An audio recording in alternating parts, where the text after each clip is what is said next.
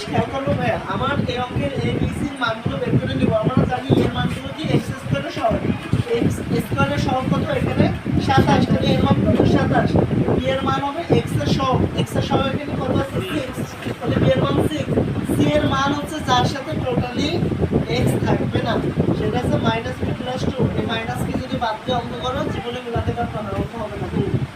তাহলে এবিসির মানগুলো আমরা বের করে নিচ্ছি। এখন আমরা বলছি প্রশ্নে একটি মূল অপরটির বর্গের সমান, তাহলে একটি মূল যদি আলফা হয় অপর মূল হবে কি আলফা স্কয়ার। এই অঙ্কের একটাই মাত্র নিয়ম, যখন দুইটা মূল পাবো একবার মূলদের যোগফল একবার মূলদের কি গুণফল।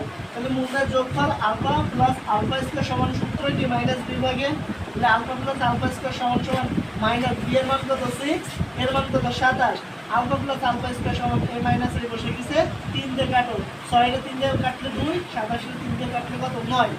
আচ্ছা এবার মূলদের গুণফল আলফা ইনটু আলফা স্কয়ার সমান সমান সূত্র কি সি ভাগে আলফা আলফা স্কয়ার গুণ করলে আলফা কিউব সমান সমান সি এর মান কত মাইনাস 2 প্লাস 2 এবং এর মান কত 27। এখন এক নম্বর সমীকরণকে ঘন করব। এখন প্রশ্ন হতে পারে ভাই বর্গ করলেন না কেন, কেন ঘন করলেন?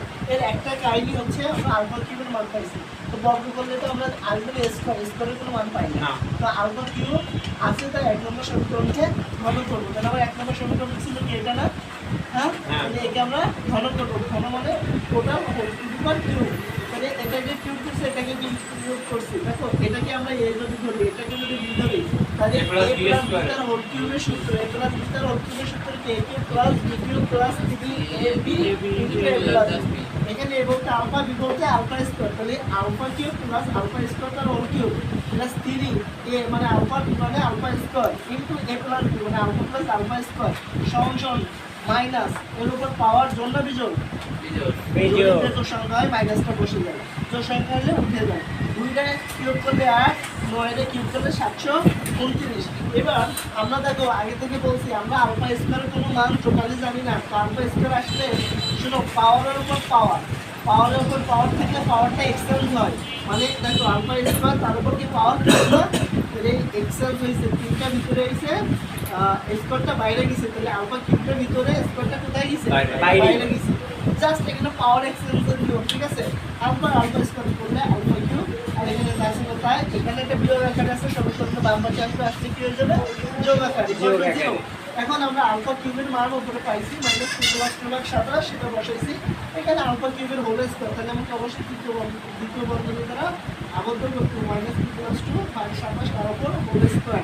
এবার খেয়াল করো আলফা কিউবের মান বসাইছি 3 বসে গেছে, আলফা কিউবের মান মাইনাস 2 প্লাস 2 ভাগ 27 এবং আলফা প্লাস আলফা স্কয়ারের মান ছিল কি মাইনাস 2 ভাগ 9, এটা বসাইছে এটা আছে তাই বসে গেছে। এবার খেয়াল করো মাইনাস 2 প্লাস 2 ভাগ 27 এটা বসে গেছে, মাইনাসের উপর পাওয়ার কি জোর না বেজোর বেজোর, আর দেখি বলো জোর হইলে মাইনাসটা উঠে যায় এবং p প্লাস 2 এর উপর স্কয়ার করলে p প্লাস 2 তার হোল স্কয়ার হিসেবে বসে যায়, 27 স্কয়ার করলে 729। এবার খেয়াল করো এখানে 3 এর 27 কাটাকাটি করলে 3 একটা 3 3 9 27 মাইনাসে মাইনাসে মাইনাসটা প্লাস হয়ে গেছে তাই না, উপরে থাকতেছে আবার 2 আর p প্লাস 2 এটা গুণ করলে 20 p প্লাস 2 আর নিচে থাকতেছে 9 আর 9 9 9 81 প্লাস 8 ভাগ 729। এবার দেখো নিচে একাধিক সংখ্যার লসাগু করলে সর্বাধিক বড় যে মান সে মানটা হয় লসাগু, এখানে 27 729 81 829 729টা বড় না 729 লসাগু।